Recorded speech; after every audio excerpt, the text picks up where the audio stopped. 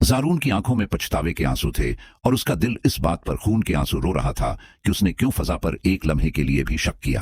वो सोच रहा था कि जिस लड़की ने मेरी जिंदगी बचाने के लिए मौत के फरिश्ते का सामना किया, मैंने उसे ही उस घर में तन्हा छोड़ दिया था। जारून ने खुद से ये अहद किया कि अब चाहे पूरी दुनिया एक तरफ हो जाए, वो फजा को इन जालिमों और बेरहम लोगों के रहम व करम पर कभी नहीं छोड़ेगा। वो जानता था कि रानी जैसी मुकार औरत फजा को जीते जी मार देना चाहती है और अब उसे फजा की हिफाजत के लिए कानून और ताकत दोनों का इस्तेमाल करना होगा। जारून ने खामोशी से अपने कांस्टेबल को फोन किया और हुक्म दिया कि अस्पताल के उर्द गर्द सादा लिबास में पुलिस एहलकार तैनात कर दिए जाएं ताकि कोई भी मशकूक शख्स फजा के करीब न आ सके।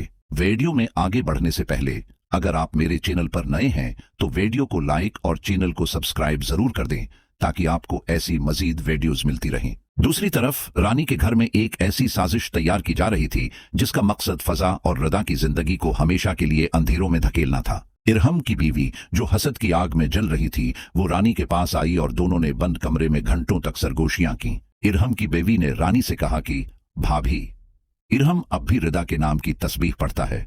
जब तक रिदा इस घर में है, मेरा घर कभी नहीं बच सकता। रानी ने एक शैतानी मुस्कुराहट के साथ जवाब दिया कि तुम फिक्र मत करो, मैंने एक ऐसा शिकंजा तैयार किया है जिससे ये दोनों बहनें कभी बाहर नहीं निकल पाएंगी। रानी ने अलमारी से साकब की तिजोरी की चाबियां निकाले जो उसने बड़ी मेहनत से चोरी की थी और अरहम की बीवी के सामने जायदाद के कागजात और भारी रकम रख दी। इनका प्लान ये था कि वो ये तमाम कीमती सामान गायब कर देंगी और सारा मुलबा रदा पर डाल देंगी ताकि साकब अपनी सगी बहनों का दुश्मन बन जाए। रानी ने कहा कि साकब अपनी इज्जत और पैसे के मामले में बहुत सख्त है। जब उसे पता चलेगा कि उसकी बहन ने चोरी की है तो वो उसे सड़क पर फेंक देगा। रात के अंधेरे में जब पूरा मोहल्ला और घर वाले गहरी नींद सो रहे थे, रानी ने तजूरी से वो तमाम ज़ेवरात और लाखों रुपए निकालकर अरहम की बीवी के बीग में डाल दिए। सुबह होते ही रानी ने घर में ऐसा हंगामा खड़ा किया कि आसमान सिर पर उठा लिया। वो जोर जोर से चीखने लगी कि लट गए हम, सब कुछ लट गया।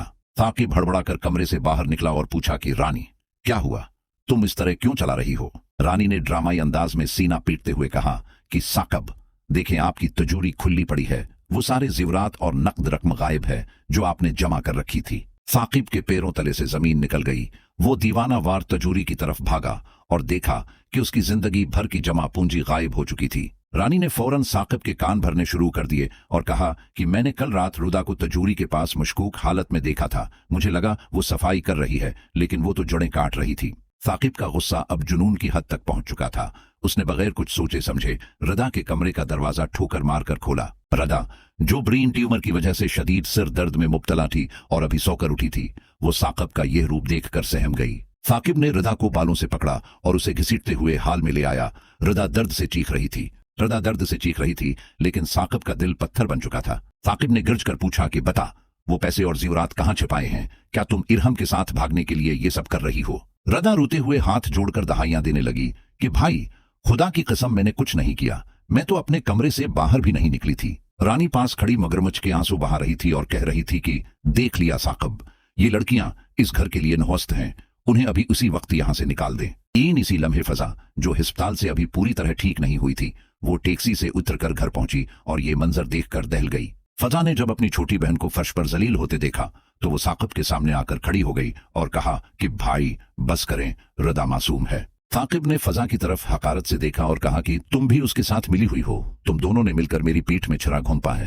साकिब ने गुस्से में उन दोनों बहनों का थोड़ा बहुत सामान एक बैग में डाला और उन्हें धक्के देकर घर की दहलीज से बाहर निकाल दिया। आधी रात का वक्त था, आसमान से बूंदें गिर रही थीं और सड़क पर सुनाटा था। फजा और रदा अकेली सड़क पर खड़ी अपनी किस्मत को रो रही थी। रदा का सिर दर्द इतना बढ़ गया कि वो सड़क के किनारे ही बेहोश होकर गिर पड़ी। फजा उसे पुकारती रही, लेकिन रदा की आंखें बंद हो चुकी थीं। इधर जारून को जैसे ही एक कांस्टेबल के जरिए पता चला कि साकिब ने अपनी बहनों को घर से निकाल दिया है, उसका खून खोलने लगा। जारून अपनी पुलिस की गाड़ी में सायरन बजाता हुआ सीधा इस जगह पहुंचा जहां फजा और रदा मौजूद थीं। जारून ने जब रदा को बेहोश और फजा को उस हाल में देखा तो उसकी आंखें गुस्से से लाल हो गईं और उसने ठान ली कि वो आज इस साजिश का खात्मा करके रहेगा। जारून ने रदा को एम्बुलेंस में मुंतकिल करवाया और खुद अपनी पूरी नफरी के साथ साकिब के घर का रख किया। जारून ने साकिब के घर का दरवाजा ऐसी जोर से खटखटाया कि पूरा मोहल्ला जाग गया और लोग अपनी छत्तों से झांकने लगे। जब साकिब ने दरवाजा खोला तो जारून ने बगैर कोई बात किए साकिब को एक जोरदार थप्पड़ दे मारा और उसे दीवार के साथ लगाकर इसका गरिबान पकड़ लिया।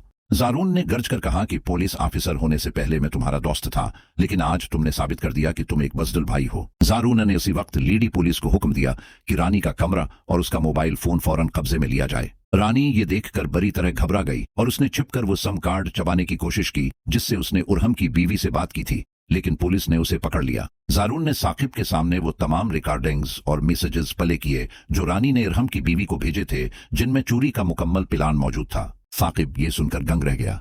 उसे ऐसा लगा जैसे उसके पैरों तले से जमीन निकल गई हो। उसे अपनी गलती का शिद्दत से एहसास हुआ।